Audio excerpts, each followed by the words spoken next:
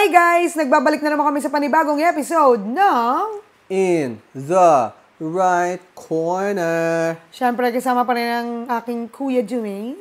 At ang nag-iisa, walang kaparis, very unique, walang katulad, walang tulak kabigin. Almira Shiel, yours truly, hers truly. Oo, may mga ganyang intro may kailangan I yun. know, size 10. Size 12, wala tayong pang size 10. 10 pala. Oo, dahil dyan, lagi tayong nag-uumpisa sa size 10, size 12, oo. Ngayon, nagbabalik tayo sa panibagong usapin na siguradong inaabangan na naman nila. Hay, nako. Oo, ng mga 23 Wala million akong thousand alam. followers. Wala akong alam. Mga ano ko lang to, mga ako yung nag-iisip. Tapos, pag nag-shoot kami, anong topic natin? Sige, mamaya, sabihin ko sa kanya. Pero ngayon, sabihin ko na sa'yo. Ang naisip ko lang, kuya, pag-usapan natin to, actually, hindi ko pa naisip kung paano natin to i-context, pero bahala na kung saan tayo dadalhin. Let's talk about life is short. Diba? So, how well did you live your life? Tama ba? Have you lived your life Oo. so far? Or how well? Basta yun, gets nyo na yun. Yun ang pag-usapan natin ngayon. Kasi na-realize ko, no? Ang dami-dami nangyayari sa buhay natin, sa mundo, na yung kasabihang life is short, hindi natin alam kung bukas buhay pa ba tayo. Diba? That's the, parang yun yung gauge ng kasabihan na yun. Na cliche, lagi natin naririnig yan. Uy, bukas, hindi mo alam. Actually, kapatid siya ng tomorrow is never promised. Diba? So, dun If tomorrow never comes. Ayun pa. Tomorrow morning, if you wake up and the sun will not appear, I will be here. Hindi. Bakit? Pasok. Diba? Ikaw, kung tatanungin kita, sa mga oras na ito at sa puntong ito ng buhay mo, do you think, kung mawawala ka bukas, wag naman po, uy, simbakol. Wala kang regret? Ako? Siguro sa simula, in the moment, may mga regrets ako. Pero looking back, and then, as I go on in life, wala. Kasi where I am at is a net result of the positives and the negatives. Always. So parang, I can't, parang, for example, if may nangyari sa aking maganda, I cannot just attribute it to the fact that something went well before that resulted to this. Ang buhay is it's not always a sum. It's always the net. The difference between the positives and the negatives. The outcome is, ano yung combination ng mga yan. So I won't siguro late ko siya natutunan. Pero I don't regret whatever had happened in the past. Kasi where I am at, good or bad, is a result of my decisions, my environment, things that I have control, I don't have control on, and put together, that's life. Sa bagay. Kasi pag parang nasa moment ka, no, tapos hindi mo naman iisipin na naku, baka bukas o hanggang Monday na lang ako. Wala namang ganun eh. You just live in the moment. So, you cannot forecast life din eh. Oo naman. Kaya parang naisip ko lang, alam mo kaya ko naisip to, no, grabe, no? Lately, I've been hearing friends na nalalaman nilang may sakit sila. Tapos biglang may sudden change sa view nila sa life. Tapos parang ako napapaisip ako, no, grabe. Kasi lalo kung kilala mo yung tao, may isip mo na dati ganito pa siya eh. Kasi I have this one friend. Bait yun, sobrang bait, sobrang talino, pero sobrang upfront siyang tao. Like, kalimutan mo na yan. Oo, kalimutan mo na yan. Brash ba? Oo. Pero wala lang sa kanya. I mean, it doesn't define it doesn't mean na masama siya. O salbahe siya. Pero lately, nung na-find out niya na may sakit na siya, pag nagkakwentuhan kami, parang sinasabi niya na, partner, huwag kang mag-hold ng grudge to anyone. Kasi wala rin naman lahat naman tayo doon mapupunta. So parang, may isip mo, no? Oo nga, no? Paano kung halimbawa, alam mo kung kailan ka mawawala? Ano sa tingin mo yung gagawin mo sa buhay mo ngayon? Hindi. Ako for me, it's very similar to if you can go back in time, if you can go forward in time, actually. Kasi I always parang remember, yung question na yan, it always draws me back to the question of, what if I can correct things in the past? And what if I can talk to the person, my person in the future, what would I tell him? Diba? If anything, siguro if I have that power, I will list down all the things that I have control on and focus all of my energy there. Alam mo, itong conversation na to, no, parang in wider circumspect, if you will. Hindi, mali yung term na circumspect. Parang if you look at parang... Huwag ka magalala, hindi ko naman naiintindihan yung circumspect. Hindi, parang if you look at parang... iba yung naisip ko sa circumspect. Hindi. Siguro, the way I look, narinig ko yung topic, tama ba talaga yung question na, is life really that short? Or are we wasting too much time? Ooh. Because if you think about it, and we cannot blame each other, we cannot blame people kasi whatever we do, however we respond is our person. It's a response to stimuli. Diba?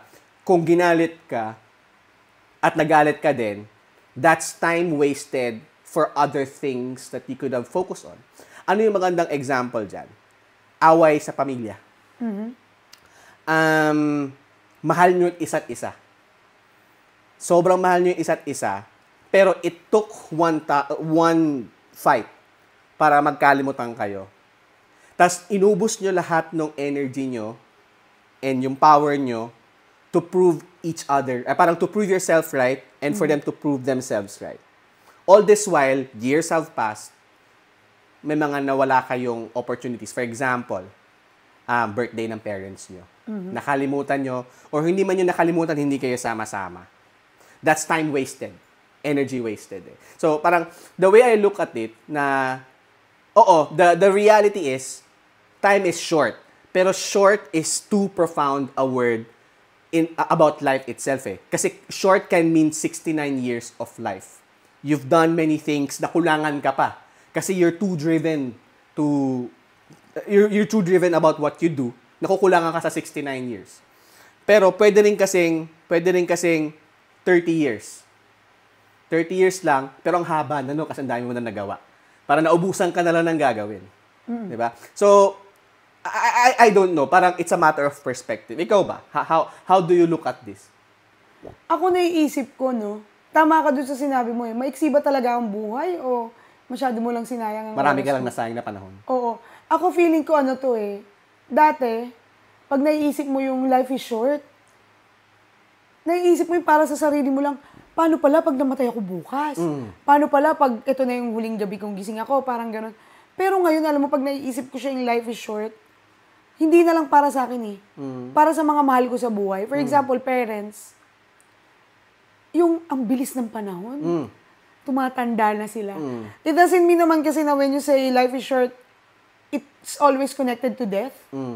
Ako feeling ko yung panahon, ngayon pag tinitignan ko si mama at si papa, parang sabi ko, ang bilis ng panahon, hindi ko mahabol. Wala naman yata talagang nakakahabol ng panahon. Tapos naluluok back mo yung dapat pala, nung bata-bata pa lang ako, nag-risk na ako, ginawa ko to. Ngayon, anong gagawin ko? Na parang nanghihina nila, baka by the time na kaya ko na silang i-travel, kaya pa ba nilang umakyat ng aeroplano? So parang ako, bumabalik ako minsan pag nagninilay-nilay ako sa buhay ko na, shucks, ang dami kong sinayang na panahon. Pero pag iisipin mo, yun yung gate mo na, shucks, ang dami ko nasayang na panahon. Tapos maglilinger sa isip mo na yung mga sinasabi mong panahong nasayang, yun talaga yung path ng buhay mo nung moment na yun Parang it's a matter of decisions na ginagawa mo. So, ako, iniisip ko, ano pa kaya ang pwede kong magawa? O may magagawa pa ba ako sa bilis ng daloy ng panahon na to? But I'm just, let's try to look at it from another angle, no? Do you think life is a result of how much regret? Like, mas maiksi ba ang buhay kung mas marami kang regret? Mahirap yan. Siguro, pag titignan mo siya, oo. Kasi parang, sana pala, ganyan pala, Pero pag bumalik ka dun sa, sabi nga, di ba, it's not the destination, it's the journey. The journey. Oo, walang ibibigay sa'yo ng walang rason eh. Hindi ka naman pwedeng, parang ano lang yun eh, parang kang nag-school, and life is yung life, siya yung buong school Siya yung mo. grade 1, grade 2, grade 3. Hindi naman pwedeng grade 1 ka ngayon, dapat pala, hindi na ako nag-grade 2, nag-second year high school na ako. Hindi naman kasi lahat na-accelerate, no? Oo, hindi, tsaka pag tinignan mo siya as life, grade 1 ka, tapos gusto mo second year ka na. Paano mo maintindihan ng biology nang hindi mo naintindihan kung paano magtanim ng munggo, anong parts of the plants? Alam mo yung feeling ko na parang steps talaga siya eh. Pero ngayon, kung iisipin mo, moving forward, anong gagawin mo para magkaroon ka ng buhay na very well lived? Kasi you never know, sakit, di mo alam kailan ka tatamaan. Di ba? Kahirapan, financially stable ka ba o hindi mo alam kailan ka wiwindang, kailan ka okay, kailan ka hindi. 'Di ba? Challenges, hindi mo alam kung hanggang kailan mo kaya, kailan ka bibigay o lalabang ka. Ano kaya yung pwede mong gawin ngayon na para alam mo at masabi mo sa sarili mo na I'm worth living? Parang eto yun eh. Siguro ako kung ako tatanungin mo, ako lang naman tatanungin mo dito. Oh, wala namang iba lang. Wala naman siya yung TV. Siguro for me, regret is not necessarily a bad thing. Pero it's a bad thing if you stop there. Tama. So, for me, yung first step into living life to the fullest, regardless kung ano man yung nangyari in the past is, regret na may nagawa kang mali, mayroon kang hindi nagawa, or nasobrahan ka ng gawa. Yun. 'Di ba? Kasi regret can mean many things eh. But you don't stop there. You accept the reality where you are at now. That's the next step. Kasi kapag ka naglilinger ka sa regret, almost always the case, hindi mo tinatanggap yung realidad kung nasaan ka. For example, nag-invest ka sa isang business. Kinargahan mo ng 50 million pesos thinking na magbo-boom yung business na yon. Bumagsak yung business. That's 50 million pesos worth of loss. Surely, i-regret mo yung investment na yon. Pero do you stop there? You accept the reality na nawalan ka ng 50 million pesos. So what now? So yun yung first two steps ko. You regret as much as you could, but don't stop there. Accept the reality. Then third, always ask yourself, what now? What can we do from here? Kaya din, kung mapapansin mo, sa lahat ng mga conversations natin, not only within this podcast, but in our brotherly, sisterly conversations I'm always kong tinatanong, and this is sometimes something that you also ask me, may control ka pa ba? Saan ka may control? Dun papasok yung question of what now. Pag na-identify mo na kung saan ka may control, then life as a function of time sort of extends. Kasi imagine life is a distance. Ang buhay can be 10 steps. Pero pag natapos ka na sa 10 steps, that's it, 'di ba? Pero nung mag-extend yung distance mo, if you take the next step, that's 11 steps. Then the next step, 12 steps, right? So, in the same example nung sa business, nawalan ako ng 50 million, do I take more risks in that case? Kasi if the answer is yes, then you have to accept the reality that losses can happen too. Or do you stop there? Do you stop investing? Do you stop growing from there? So all of those things, you can ask yourself. Yun yung point ng what now. Identify where you have control on, then extend life, if you will. Ikaw? Naisip ko habang nagsasalita ka, no? Hindi lang yung regret, kasi pag sinabi mo regret, parang you look backwards eh. May nabasa ako, na 85% daw ng iniisip natin sa future, usually hindi daw nangyayari. Okay. So parang, yes, life is short. You have to live your life, as in well-live, because you never know. Pero, you have to live in the present pala dapat. You have to show up, live your life.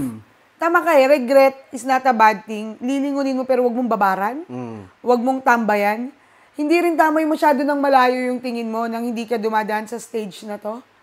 Kasi, kung ano yung mararating mo sa bukas is kung ano yung ginagawa mo ngayon eh. So, kung gusto mong magkaroon ng buhay na masasabi mong, oops, I lived. Parang I lived my life, hindi yung humihinga lang ako. For me, dance in the rain. Take risks. Pag nagkamali, matuto. Katulad nung sabi mo doon sa example mo, 50 million, nagkamali, risk ka pa ba? Tama na ba? Kung huminto ka ngayon, chill ka na. Ano, hayaan mo na lang, are you gonna let life pass you by? O you gonna chase life? Parang alam mo yung feeling na pag naipit ka sa isang sitwasyon, pag hindi mo siya ginawa, yun na yun. Pero pag ginawa mo siya, baka may mangyari pa. Diba? Kaya parang mas pipiliin mo na, sige, sayaw mo na to sa tugtog na to. Correct. Kaysa panoorin mo na lang silang sumasayaw kasi safe ka na. Yan siguro yung sinasabi nila sayaw ng buhay. Umindak ka lang. Oo, Sabayan sa mo. tugtog. Oo, di ba? Kasi, sabi nga nila choose your poison. Di ba? Choose your poison. Gusto mo bang aantayin mo na lang, alam mo, parang bigla na lang tuloy naisip ko yung nangyari kay Papa. Naalala mo yung didesisyonan siya kung kailangan na ba siyang operahan. The story nun po kasi is, pumunta lang kami sa hospital para ipa-angiogram siya. Angiogram. Siyempre, papunta siya sa angioplasty, kung yun. Nakita sa angiogram na 4 na yung baradong ugat, tapos may super nipis. Then, the doctor suggested na ipa-opera na siya, ipa-bypass na siya. Siyempre kami, tayo, ang tanong agad natin, baka po hindi makatawid. Di ba po, pag binibiyak, baka po hindi na po siya, Ganda ng example. baka hindi na po siya magising. Tsaka po ayaw niya na po. Ang sabi ni Doc, kayo po, tas nandun yung papa namin sa kabilang salamin. Tingnan niyo po siya. Wala na nga po siyang quality of life eh. Kasi gano'n na talaga siya, oxygen dependent. 10 hakbang, Oo, hingal. tapos sabi ko, ano pong gagawin kung hindi siya ooperahan? Aantayin nyo na lang siya. Kasi wala ka nang gagawin eh. Pero pag may ginawa ka, yes, it could be better, or it could be nothing. Mamili ka. Aantayin mo na lang na dumating na yung takip silim ng buhay niya. O susubukan na lang nating ilaban kasi anyway, doon din naman talaga pupunta eh. May dalawang aspect of, ang ganda ng example mo na na-realize ko lang, no? Dalawang regret yun eh, na pwede mong tingnan. Regret because you did everything that you can, but you fell short. Or regret because you did nothing. Magkaibang feeling kasi yun eh. Oo. Yun talaga yung naisip ko na example na parang, ano ba, talagang alam mo, pag sa ganung scenario, sa example na binigay ko, talagang yun yung sinasabi nila na ipagpasa Diyos mo na. And that's probably the best decision na ginawa niya ni Papa. Yung decision na niya buong buhay niya. And as a family, I think that's the biggest risk. Kasi ang dami nating sinakripisyo din. Oras, pera. Over the years. Diba? Dahil natakot. Baka mawala, pero pag dumating ka pala sa punto ng buhay mo na you are left with no choice, but to fight or flight, alam mo yon, intay ka o labang ka? Labang ka. Siyempre labang ka, parang alam mo yung feeling na, ito rin naman pupuntahan ko anyway. Parang alam mo yung, sabi nila na, for example, boksingero ka. Ako lang to, champion sa kanto ng suntukan. Kalaban ko Manny Pacquiao. May premyo. Lalaban ka pa ba? Matatalo ka eh. Ako, lalaban ako. Alam ko namang matatalo ko. At least natalo ko lumalaban. Kesa yung nanalo na lang siya by default. Kahit na alam ko ng panalo naman na siya to begin with. Or, kung 12-round bout to, natapos kayo ng round 11, stalemate sa scorecards, as in tabla kayo. Yung 12th round, hindi pwedeng measured lang ang galaw mo. Swing for the fences.